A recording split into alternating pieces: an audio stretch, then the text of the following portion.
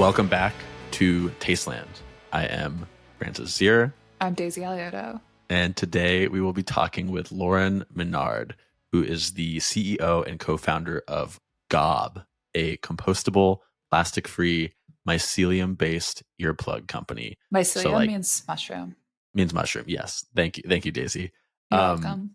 It's a cool company. It's like, you go to a concert or a live event, they give you those plastic earplugs. They make like 40 billion of them a year. They're terrible for the environment. She's disrupting that. She's also just a cool design type person. She's been working in design since like the beginning of the 2010s. Furniture, footwear, material innovation, brands like Adobe, Apple, Nike coalesce, and this kind of regenerative future sustainability undercurrent has always been there. But anyways, she'll be joining us in a little bit. But Daisy, you have something to talk about. Yeah, I just wanted to remind everyone that we're having our Tasteland live taping to benefit the National Writers Union Service Organization and the new legal aid fund that we're raising for freelancers. And that's this Saturday, November 16th from 7 to 9 at 25 Broadway in New York. And the episode's going to focus on worker-owned media collectives. So we'll have Max Rivlin-Nadler from Hellgate, Samantha Cole from 404 Media, and Jasper Wing from Defector. And we'll drop the ticket link in the show notes. But if you're not in New York, you can still donate. Yes, good cause. If you're in New York, you should come. But if you're not in New York, you should, give $5, $10. Journalists get paid. $15 even. That's the price of the tickets. Not bad. Okay, before Lauryn gets here though, there's something I've been thinking about since last week's episode. And like two themes I thought from when we talked to Teddy and Emily about Zyn and about direct to consumer birth control. Mm-hmm. And I think this is a word that I don't know if it's the right word. So I'm curious if you think there's a better word for this, but friction is the word I would use. That like a lack of friction feels like a concept in the zeitgeist, whether it's like Zyns, which, there's no smoke. You can do it anywhere. It's so easy. Or obviously direct to consumer birth control. You don't have to go to a doctor. You don't have to talk to anybody. You can just order it. Sports gambling on your phone, no code software. I think like this lack of friction, frictionless way of like interacting with the world. Stanley water bottles. You don't have to go like get water all the time. God. Yeah. These huge water bottles. It's all about like removing friction, removing barriers between you and your desires. I think that's like, which isn't like a radical idea, but I've been thinking about it a lot. Some of them maybe not real desires, but consumer psyops. Yeah. Yes. But I also think it's like, I was thinking about it in the election too, with like, we don't have to get so into this, but like, I think part of the messaging is like, people talking about like, oh, the Joe Rogan, podcast election, etc. And then I'm thinking about like how people are associating like Zyns and sports. Like the Zyn article was about like how it's this kind of right wing, young man type of, messaging. I don't know. I think part of that too is the frictionless culture and like people want change, right? Like that's one of the takeaways here. And I think like the sports gambling, it's like the high risk, high reward. Like you might fail, but if you succeed, it'll be easier. There'll be less barriers to it. I don't know. This is like a half-baked idea that I've been like thinking about as I fall asleep the last week. Lack of friction. I think people want to believe in something, but it's a very contemporary idea that belief is frictionless. Mm-hmm. Like people confuse the accessibility of information about wellness and theories about wellness and health and spirituality and religion. And the ease in which that information can be accessed with like ease of practice. And I think one of the ways the internet collapses frictionless experiences and experiences that have always contained friction is like by confusing ease of access or information access with actual like practical access or ease of implementation. And I think we're going to have to spend a lot of time disentangling that because civics, actual participation in government, or is high friction. Yeah, long-term programs that last more than one administration, which is, that's propping up most of the government. And you could say, oh, it's all bureaucracy, but like you want the water infrastructure guy Yeah. who's been doing water infrastructure under multiple presidents. Like you just cannot replace that You want guy long term. with somebody out of Stanford Business School with a dream. It's not a Lincoln Bios startup, it's infrastructure. Yeah. And I think there's highly visible people who have sort of moved between those worlds, like Elon Musk. Like, just because Elon Musk can do government contracts and He's he all can about removing do friction, removing like PayPal. bureaucracy and like Yeah. removing teams, removing 80% of Twitter. So there's like less bureaucratic decision making. Like that's all about no friction. Well, he is one person. And I think there's like, I don't know, it's like sort of like great man theory where it's like, okay, Mm-hmm. Elon Musk is an aberration. Most people should not be moving between public and private Mm-hmm. life. Yeah. The needs Let and the incentives are completely different. Yeah, yeah. Well, we'll see how it plays out. Lest we spend this entire intro getting political. What else can we talk about? Well, we don't have to talk about anything else because Laura just literally arrived right as you said that. So That's why I let's, said it to cue her yeah, up. that was perfect timing. Let's chat with Lauren. Okay, perfect. Hello. Hi. Hello. How are you? Welcome. How's it going? Good. It's going Good. great. Yeah, happy to have you here. Of course. Thanks for having me. So I first heard about what you're doing with Gob just a few weeks ago. Actually, the person who you brought in to do social media, I know her from some previous work, and I saw her post about it. And it seemed, I don't know, it seemed very cool. I'm like, is this like a? So we talked a little bit about it in the intro. To sum it up, it's like a mushroom-based earplugs brand. There's 40 billion earplugs produced every year out of plastic. You're trying to disrupt that. Where I want to start though is when I was looking you up and reading about you, I really like this idea that you worked with at Prowl, your design agency. That really is kind of what God comes out of, about starting the design process with the end of life plan for a product. I think that's really cool and probably not. It's like the opposite of planned obsolescence, or it's like eco-compassionate planned obsolescence. Eco-compassionate. Wow, I love that. Yeah, you should trademark that. you could have it. I'll give you that one for free. Freebie. Freebie. Thank you. But tell us about that. Tell us about like what that means, how you do that, how long you've been thinking like that. Yeah, well, I guess it kind of goes back to a portion of my career that triggered a response, which then led to this way of thinking. So I worked in furniture and footwear kind of simultaneously for a lot of my career. And the two Fs. The two Fs, yeah. They're the two disciplines that really involve hard and soft materials and like heavy studies of the human body.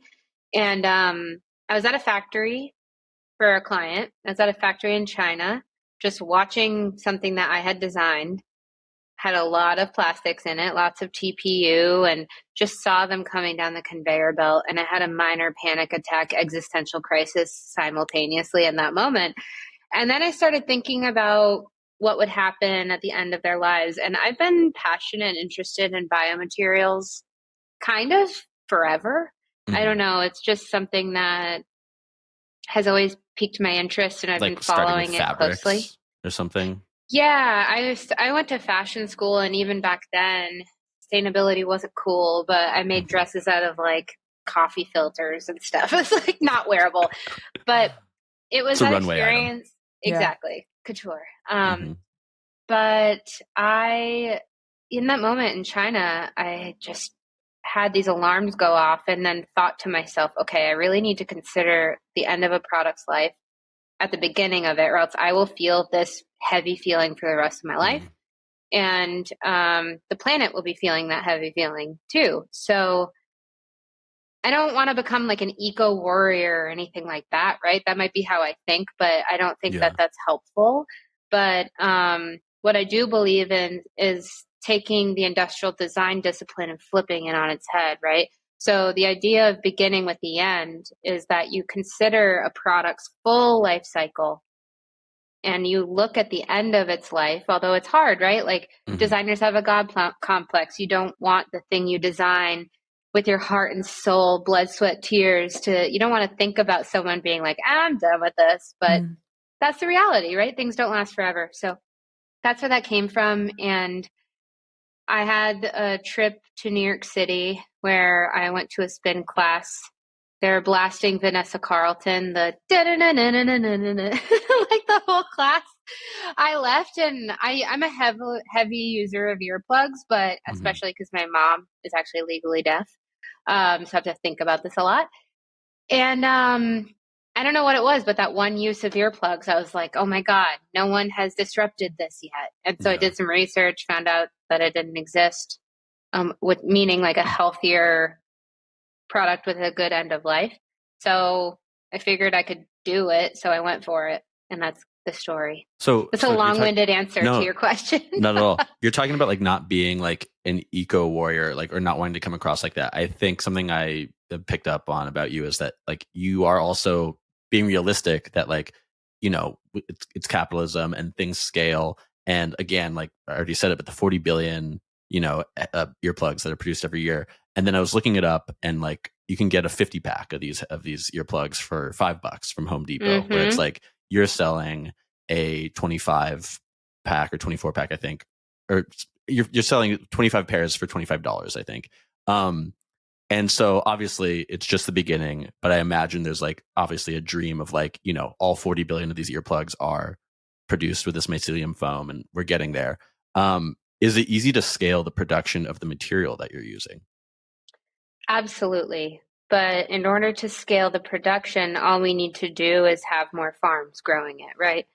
And our partner, Ecovative, they have these massive facilities that are vertical farms that grow the mycelium in a very specific environment, right? So they curate how much humidity is in there. And it took them almost a decade to figure out how to grow this foam in an environment to make sure it remains fluffy and be what it ultimately became. And really, the scaling just involves the more farms we have. It's kind of like food, right? The more farms we have, the more material we have. In contrast, you can do that infinitely. And our material grows to its full thickness in 7 days. It's very fast. And I want to add, when you're done with our product, it actually feeds the soil. It's fertilizer. So whatever isn't used in that production is actually sold to farms as fertilizer. Contrast that to what earplugs are currently made out of. It's PVC, it's PFAS, and these chemicals that are derived from oil. So a lot of people aren't educated on that. A lot of people don't know that polyester in a lot of clothing is actually made from oil. And so vinyl chloride is this terrible material that derives from the mining of oil, and that we can't do that forever, right? So you could kind of look at the scale of that as being not infinite, with an end in our future, foreseeable future, right? So again, I think where not wanting to be an eco warrior comes in is I come from a very conservative place, and I live in the liberal bubble of the Bay Area. And what that has allowed me to do is see and be exposed to all perspectives. And I do know that at people's core, people want to make good decisions that are good for themselves, good for everyone around them, and good for the planet. I do actually believe that to be true. But you can't shove it in their faces. And we're trying to build GOB as this, lack of a better way to say this, like a purple brand. And we're doing that so that we're not just pigeonholing ourselves to the people who buy, you know, refillable cleaning supplies, and the people who like, you know, go and spend a lot of time refilling those things at the grocery store and stuff, right? Like that's like this much of the market. And so if we want to be realistic and actually play ball and compete with PVC, we have to look at how people purchase them, who they are, and what will keep their gears turning, right? And make them want to reach for our product. Do you think that the the earlier forms of like green marketing have become politicized? Because I feel like in the beginning, saying something was green was meant to be kind of neutral, like green was purple. Mm-hmm. And there are companies now, like Tesla, where, um, despite the fact, my understanding is Tesla is one of the most successful green companies of all time, Mm-hmm. but certainly not being marketed um, by like foregrounding sustainability Mm-hmm. necessarily. They foreground the luxury. Yeah. Mm-hmm. Well, I think if they foreground like, do you want to be the type of person that drives a Tesla? And I feel like earlier green marketing was like, do you want to be the type of person that like saves the world? But people were more comfortable marketing that meant like giving something up. And now like the idea of giving something up is associated with degrowth, which has a very specific ideology attached to it. So I guess I'm just curious, like, how do you walk that line? Like, is Tesla doing the right thing by just being aspirational, or is there a way to talk about climate that doesn't like immediately cause somebody to tune it out if they're not aligned with that, what they believe is that ideology? Yeah, I love Tesla's a hot topic in the moment, right? But there are a couple of things that I think they, as a case study, teach us. Mm. And what they've done is a number of things, but what they've done through and through very, very well is they've made a product that is fun to drive and works well. It goes far. That wasn't always the case, right? Their original models went like less than 100 miles and now they go more than 400. And so I think that what they've done is they've made something that can compete with what came before them Mm. in those ways and not just about like, oh, you don't need gasoline anymore. Mm. So I think that they've done that. And I think that's really important for any company that's entering the market that is looking to compete with not just this niche, right, of sustainable warriors, right? So they've done that really, really well. Something that's interesting that I'm trying to unpack, actually, Scott Galloway said this in a podcast yesterday.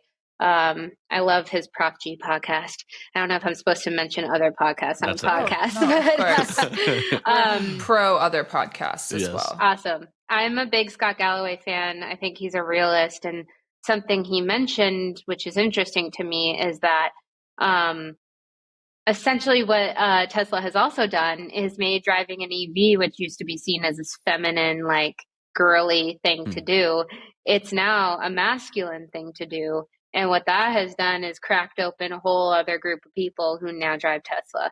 And he also describes a lot of climate tech as being somehow related to estrogen and like associated with feminism, which is interesting to me. And then you look at nuclear, and that seems to be the one weird macho exception. Yeah. So I've looked at that only in the past 24 hours, but I think that's interesting to bring up because a lot of times this type of product that's sold as an alternative simply because it's healthier or simply because it has no plastic or whatever that story is, it needs to not it needs to be more than that. Your story can't just be in opposition to a thing. It needs to stand on its own.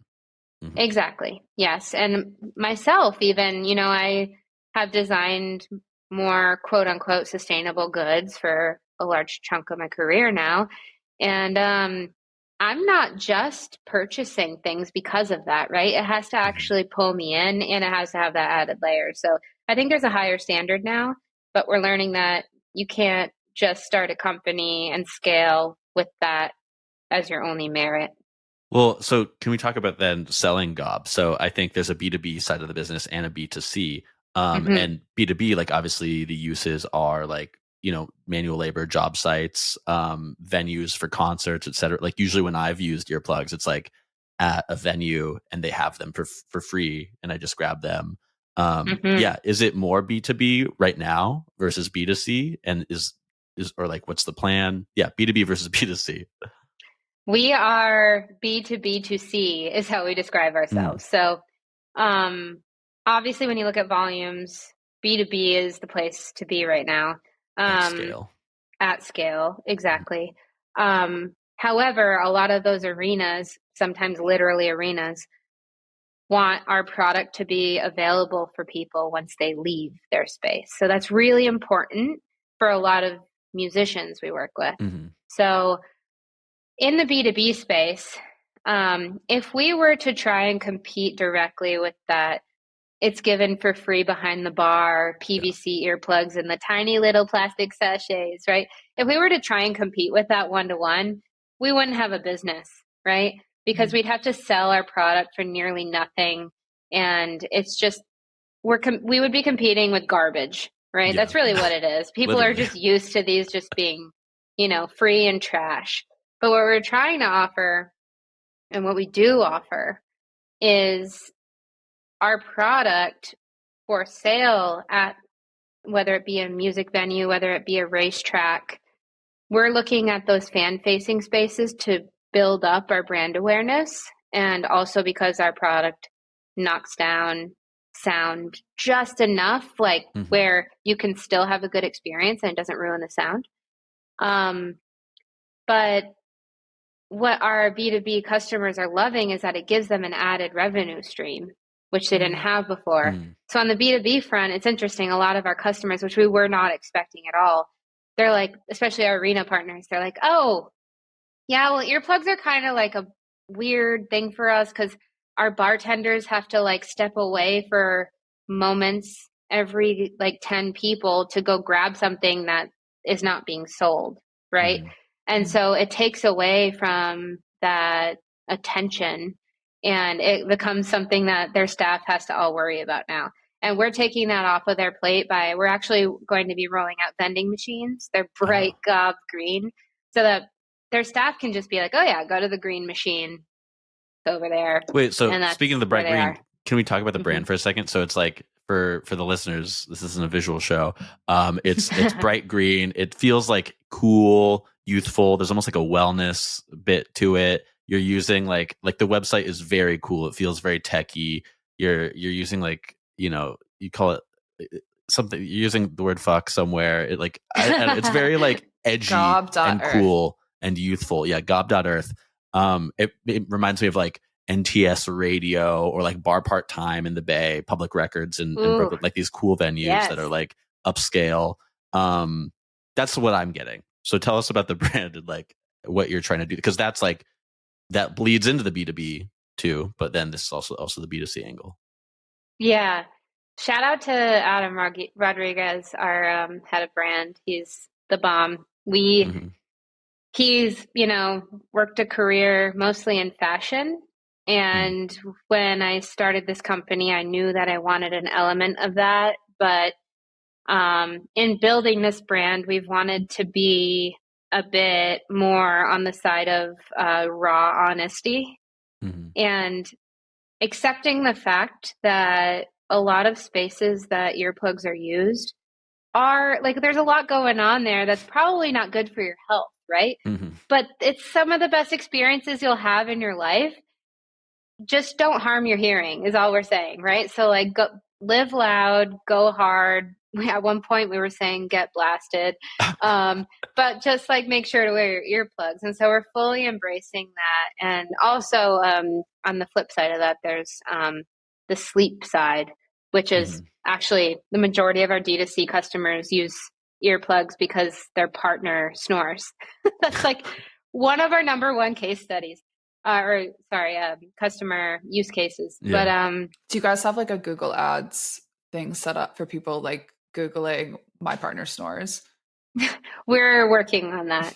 We're really, really trying to get our SEO up, but yes, absolutely. We're all trying to get our SEO up in 2024. Yeah. Google AI doesn't make that super easy, but we're doing our best. But yeah, the brand really wanted to be something that also, again, back to this idea of not being too pretentious or jargony about sustainability. The goal was to communicate in a way where I could go to like a NASCAR race and explain it to someone and they'd get it, you know? Yeah. That was kind of the litmus test of like, we could go to a Charlie XCX show and we can go to NASCAR and we can speak in this way and both will either, they'll understand what we're saying, but also they'll emotionally connect with it. So that was really important. We did choose the green before Brat Summer, but it just is what it is now. Well, it was the zeitgeist. I have to ask, Yeah. have you ever eaten one? I have. What? I knew it. No, you have to. You have to taste your own cooking. You do, yeah. What's funny? Don't do it after. Don't try it after you put it in your ear, though. That's disgusting. No, but a little flavor on it. Yeah, no, thank you. But what's funny is, not funny. It's actually sad. A lot of people have messaged us, and I say a lot. I mean, like 10 have messaged us saying, "Thank you for making this. My dog had to go to the hospital because he or she ate my earplugs." And these are edible, so that problem goes away. And pet friendly. Pet friendly. That's huge. Baby friendly. That's bipartisan. Wait, so this material, I think I read or heard in one of the other podcasts you've been on that you guys were the first company to make use of this material. Are there other companies doing stuff with it? Are there any other uses? So we're the first like commercialized product out of the material, out of the foam. But Ecovative has worked with, I don't know if any of them are public yet, but high-end fashion companies using the material for things like padding on a handbag handle or things like that. So it's being used in like bags and fashion. The material can also be turned into leather. So companies are already using the leather, but maybe not the foam yet. But I've seen sneakers. Did Nike do something? It may have been with another mycelium company. Yeah. Okay. So there are a number of companies doing mycelium leathers, but Ecovative is the one with the foam. Like no one else has been able to do it's this. Proprietary. Yes. So Ecovative as a business, how are they? 'Cause if they've been developing this for 10 years, like I know that you're not part of Ecovative, but I'm curious, like what is this, like just an innovation lab? Are they a profitable company? Is it a nonprofit? Like how does this material come out of them? Oh my gosh. Okay. Well, fun story. The founders of Ecovative went to Rensselaer Polytechnic Institute, RPI, and studied in the program called Design, Innovation, and Society. 3 years before I did. There you go. And our mentor and professor, Bert Swersey, was their first angel investor. And so they started this company a long time ago. And we're all now in our like mid to late 30s, and we're all just like still working on very similar direction stuff. But they started out in the packaging industry. You have wood chips and you have spores, and then the mycelium grows around it into a mold. They've now branched into all kinds of things. They make bacon out of mycelium. It's called MyBacon, like myco bacon, MyBacon. They make foam and they make leather. So they've been growing and expanding for a while. And it's been cool to see them do that. And actually, the first time I saw the foam was at the Biofabricate conference. They were exhibiting a prototype of it. And I was like, hey guys, I need this. I'm working on a new sneaker. And then I heard crickets because they were still working on it, you know? And it was just serendipity that last February, Megan Olson from Ecovative emailed me back and was like, we were on this hunt to find the foam, right? It didn't exist. We were starting to get like pretty upset. Like, oh, maybe we can't make this happen. And then Megan came to the rescue, emailed me and said, Lauren, we're happy to report it's finally available. We tested it, it worked, and now we're where we are now. It's kind of wild. Nice. How is the push and pull of supply and demand for, obviously this is a particular type of mycelium, but other similar substances that are grown through vertical farming? Is it like I kind of have an idea of the chicken and egg thing, but like what comes first, the farm or the consumer demand? And like how long of a process is it once that consumer demand kicks in to build up the infrastructure to fulfill it? That's a great question. I don't know if I could answer that fully without Also, Francis Ecovative grew up on chiming a in. farm. I don't know why he hasn't mentioned that because we usually mention it every episode. Yeah, we do. It's So just a he small has- organic produce farm. Yeah, No, but you no, have no vertical mushrooms. You have insight into. Yeah, but we grow things you eat, and You put can in eat a these. vase. We established that. Okay, yeah. Well, You shouldn't. It is turned into bacon. It is turned into bacon. Yeah, well, these farms don't actually look like farms. They look like labs, but they are farms. Well, wait, real quick. So the thing with these farms that don't look like farms, they look like labs. I feel like there's been some of these, and they have mostly proven not to be profitable. Like Smallhold just had to declare bankruptcy earlier this year. I think Bowery Farming is doing something similar. These kind of farms that were marketed as technology companies, but in the end, they're still just growing food, and you can only charge so much for food. So I've been really growing up at a farm. I've been really interested in these types of places. I'm like, oh, it could be cool to work in marketing at one of these farms one day. But I'm also like, how would you have a marketing salary when you have to pay? The margins are already going to be so bad. So that's kind of one thing I was trying to get at earlier when I asked about how like Ecovative makes money if they're like a sustainable business, because to me it seems like they're not necessarily a farm, they're like a materials lab. So that's how it works, right? Yeah, they grow all of the material they sell. So they have a full factory in upstate New York, and they also are licensing factories throughout North America and Europe. So they're busy, right? They're building because the demand is there. And I think what they've done in such a smart way is they've diversified their use cases for each part of their business. And so this material, when it's grown and it's kiln dried, which essentially prevents it from growing. Like it's firewood. Yeah, pretty much. It's just dried, so it's no longer wet. You can do many different things with it. So they have a supply, and then they can say, all right, well, we have this. Does this go to this channel? Does it go to that channel?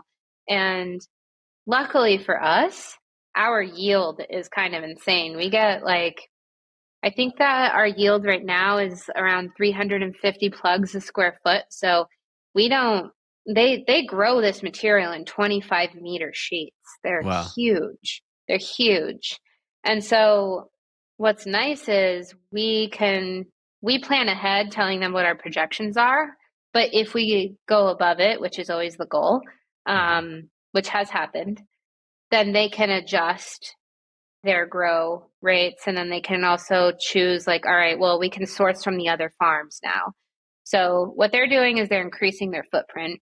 And your question of whether or not they're profitable, I don't have that information, but I can tell you that they're expanding very quickly. So I'm going to assume that they're making lots of money. Can I sleep on a mycelium mattress? I feel like that would maybe fix me.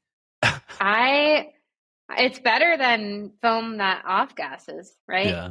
It's so scary. It's the modern horsehair. I love how it's arrives at your house. They're like, don't worry, it'll smell terrible for 7 days and it'll be perfectly healthy for you. It's like, okay, bet. I guess that's how it works. I sleep with my mouth open, so Wait, okay. You and I both. I actually do have a question. Okay. Yeah. Well, so I mean, to go back to the point of there's definitely a moment. I mean, we've talked about we've debunked ZERP on this podcast before, but the moment of everything's going to be a tech company, farm tech, whatever.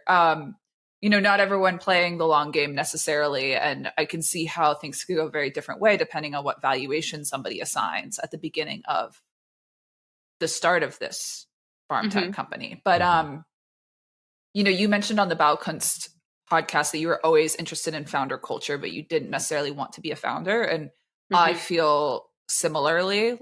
You could be passionate about solving a problem, but the first time you get an email from Carta, it's I don't want to do any of this.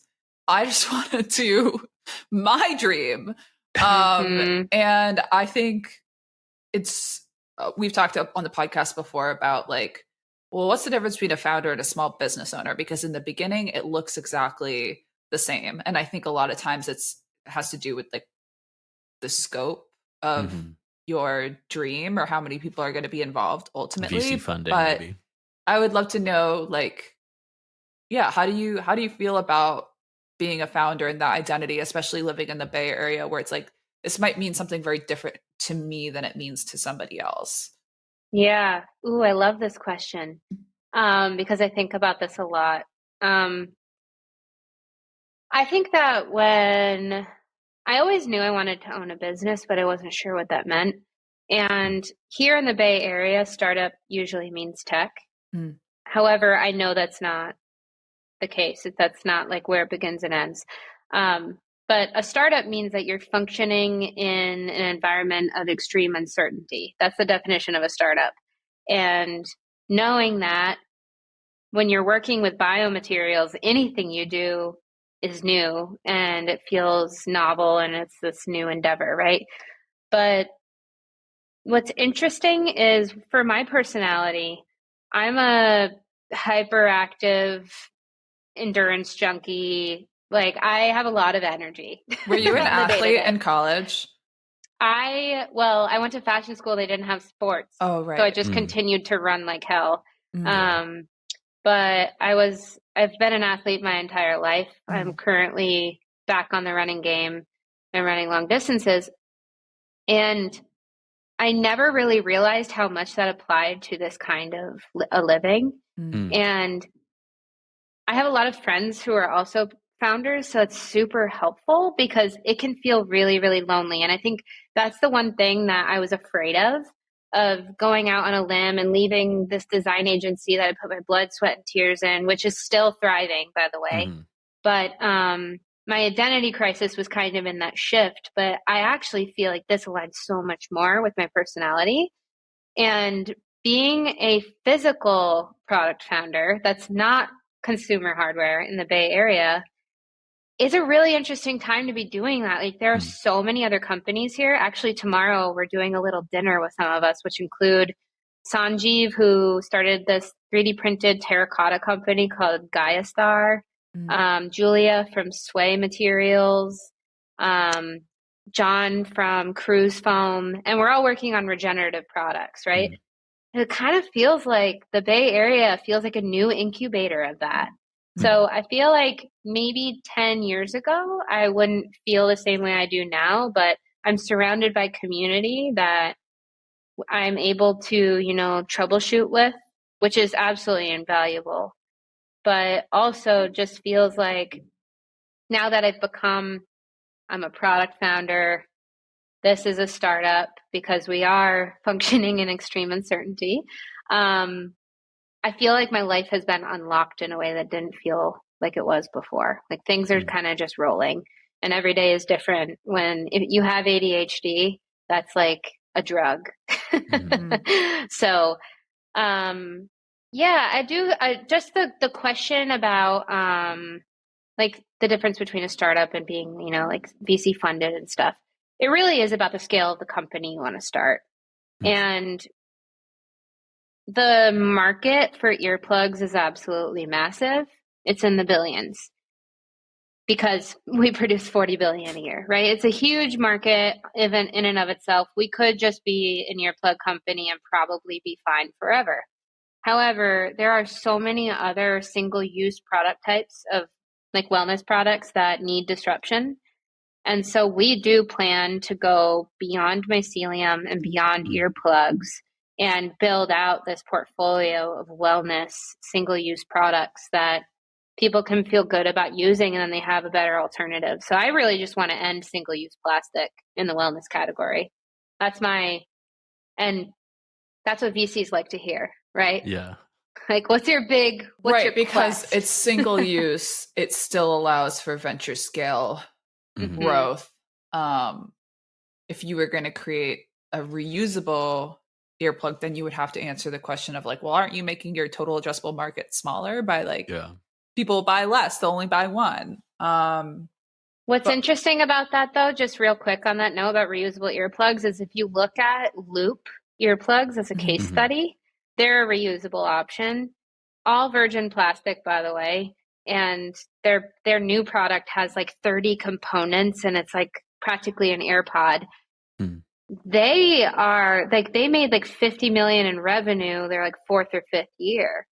But the question is, how do they keep that rolling? Right. So The demand is there. Sorry to cut you off. Yeah, and like when you're dealing with a huge market like that, it's not to get every consumer to switch overnight. It's to pick off a significant percentage of those consumers that are going to be willing, like open-minded enough to make that choice. And it's not total replacement because like you said, you could take what you learned and you can pivot into picking off, 5% of the market share in another category, like, mascara tubes. That's a bad example, but I think that that's the advantage of building at the material level that I think is driving that shift in the Bay Area, where for so long the best way to have great margins was to create software because it's free, and now it's like too free, right? There's no way to lock any value in, but you actually have a supply chain advantage, so that value is locked in, that advantage is locked in. Somebody can't just go out and replicate it. Right. And that's the thing is, in order to figure out how to manufacture what we manufacture, it takes a lot of time, 10 years, in fact. So we feel very comfortable and protected in that way. But also, your note on material companies. There are so many incredible, innovative material companies that are kind of banking on huge corporations adopting them. And what's happening is those huge corporations are doing these, what I call peacock products, where they will do like a one-off special edition out of this, mycelium leather or whatever it is, right? And then it's over. It's a marketing play. They make a couple thousand of them and then it's over, and then it's back to business as usual. But what I find really interesting is people are willing to pay for higher quality, healthy products. And there's this huge surge of, especially, I don't like labeling people based off of their generation, but for lack of a better way to say this right now, Gen Z wants to live forever. They even want their skin to look, like as if they haven't lived a day. They're still, because they just came out of the womb. That must be the goal, because they're buying serums and stuff at age 12. And so it's interesting. Exactly. If you look at AG1 as a supplement, people are willing to pay $120 a month for this supplement, knowing that the benefits will be whatever the science proves, right? And so there's a demand for it, but I find it's really interesting as a startup to be the one to be able to say, all right, new product or new material company, let's try and make a super functional, practical, not so sexy product out of this, because this is what it's really good at. And let's make millions of them. So what I'm hearing is really the goal. Gob needs to be carried in Sephora next to the drunk elephant. Yeah. Drunk elephant is exactly, yes, you obviously know your brands for young people. I know my way around TikTok. Are you guys on TikTok? I feel like there's so much interesting stuff that you could show. I mean, I would just watch like core videos of like mycelium being twisted endlessly. Yeah. ASMR videos. Our TikTok. So the person that you all mentioned, right, when Kendall. Yeah, Kendall. She is the one building out our TikTok. And so we're in the process of building all of that out and building out our community and our affiliate program. And that's going to essentially go off in the new year. So we're building right now, but you better believe we're going to have some ASMR coming your way. So something that keeps coming up for me on a few of the things we've talked about is another thing. I listened to your What the Hell is Water podcast episode, and you said something in there Tyson. it was a great episode. You said that people in the 20th century, people always talked about the 21st century, but in the 21st century, nobody talks about the 22nd century. When was the last time you heard somebody even say that term? Which I could not remember a single. And we're still it's the 20s.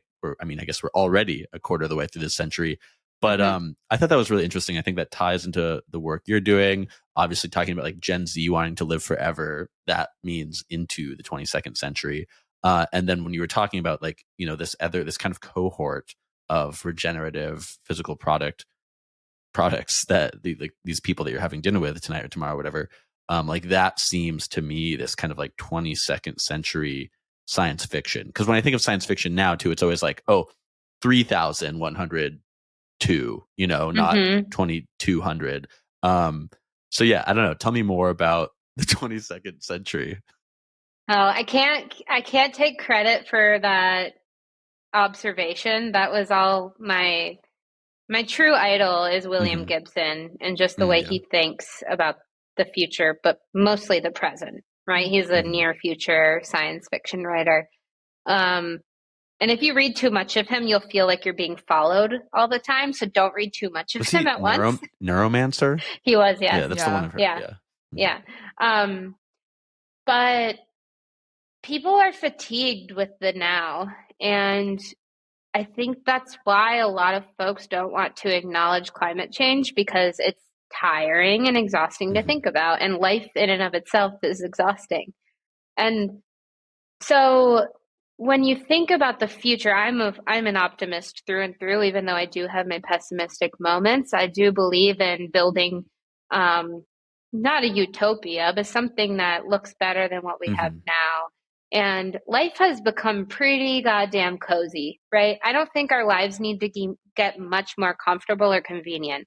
I don't think that's what this next century looks like, or the next centuries. I think the next century looks like systems that are well-oiled machines that are, we're employing nature and we're not destroying it.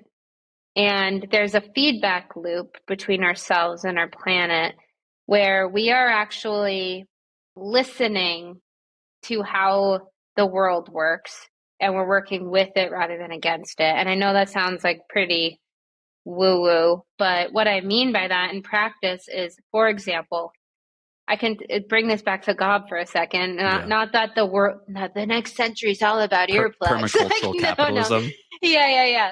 But really what it is it's like, just in making this product, mycelium is sound dampening. It's hypoallergenic. It is grown very quickly, and it's fully regenerative. And when you look at, okay, I want to make a fully sustainable regenerative earplug, it checks all those boxes. We're listening to the material. Therefore, we're employing it for this use case. If we do that for all of our built environment, for all of the things that we use, we can actually get to a more stable place, right? So that's what I think the future looks like. I can't like paint a picture of it. No. But it's pretty, I don't think that it looks like this. I always say, like, it's not this ooey gooey future where everything's compostable, and maybe everything is compostable, but it sure doesn't look like our compostable options now, right? And I get really, really into things like, I get really into like biological science fiction as well. And I read this book, The Age of Living Machines, and there are proven ways. It's nonfiction, actually. That book is nonfiction. We can make circuit boards using grown microorganisms. What does that look like? What does it look like to do less extractive practices and more biological systems building? Well, wait, are there some other materials like this foam that you've worked with or come across in your career that like most people wouldn't know about that you could talk about? Yeah. So I'm a professor of biomaterials at CCA. So I can actually say that my students, all of them, invent a new material every year, which is insane. So awesome. It's so insane. But yeah, I've worked with hempcrete before, which I think is just one of the best materials we could possibly have. It's replacing concrete, which is one of our biggest polluters. So hempcrete, I think, is something that we are just scratching the surface on how we can use that and put that to use. The whole hemp and cannabis plant is something that I think should not be overlooked. I think we've just scratched the surface on the use cases of that, because hemp is a food, it's a medicine, it's a fiber, it's so many different things, right? It's a building block. I do believe mycelium is one of the things that we don't fully understand yet. There are studies coming out, finding out how we can utilize it for communication and more technological advances, which is very interesting to me. But truly, the material world is just endless. I also just want to point out that algae is another one of our the families within the biosphere that we really don't fully understand yet. One, because we know nothing about the oceans, but it's so abundant. It's also one of those things that is food, is a material. And when you check those boxes, it's like, all right, some people are already doing this. More people need to get to work to figure out what can we do with this that we haven't thought about yet. And that's where things start to get really interesting. Well, can you tell us more about your students at CCA, like what you're learning from them, what kind of stuff they're making? Yeah, I feel kind of selfish sometimes in my class because they feed me just as much as I feed them. As it should be. Yeah, I think so. So I teach biodesign, and the class starts out working on biomimicry. So my students learn how seeds are dispersed and the different ways that seeds are, evolved to reproduce.